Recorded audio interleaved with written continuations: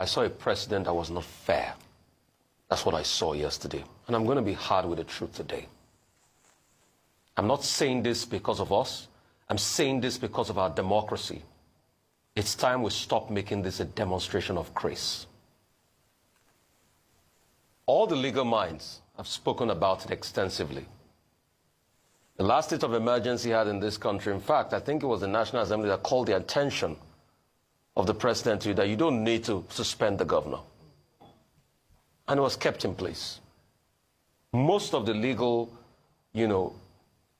analysis that have come out of Section 305 keeps faulting what the president has done.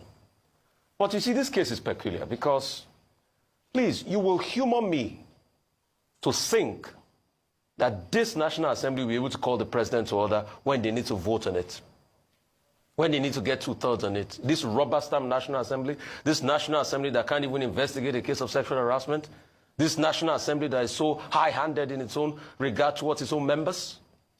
Is it this National Assembly? If you believe that this National Assembly will go ahead and make a strong footing and make a strong showing against President Tinubu, then you will be so gullible to think that osmosis is the name of a Turkish footballer. Not this National Assembly. Because they met yesterday with the president, the principal officers, before this was agreed.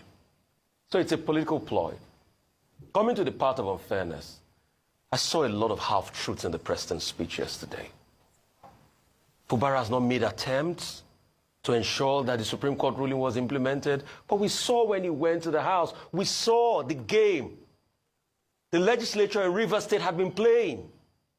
We saw those games, but the president was not fair in the first place because he took sides with Wike. And that's why the likes of Atedo Peter started asking, is there anything more between President Tinubu and Wike this morning? He can't call a spade a spade.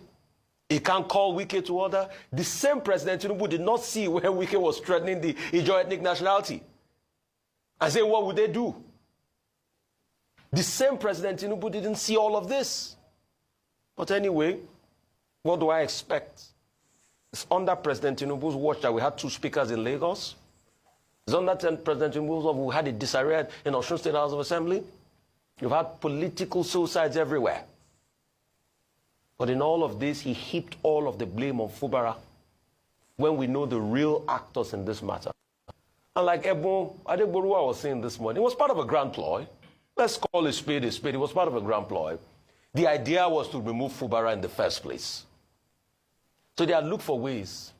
Why was it that all of a sudden, it was yesterday that they served impeachment notice, that they wrote out the things Fubara had done, and then the president read out the state of emergency. And when you check the state of emergency speech, most of the things enunciated in the state of emergency speech were the things the lawmakers had enunciated in Rivers. So why did it happen all of a sudden? Fela sang a song many years ago. He called it Power Show. I open my eyes and I see for my country. Power Show.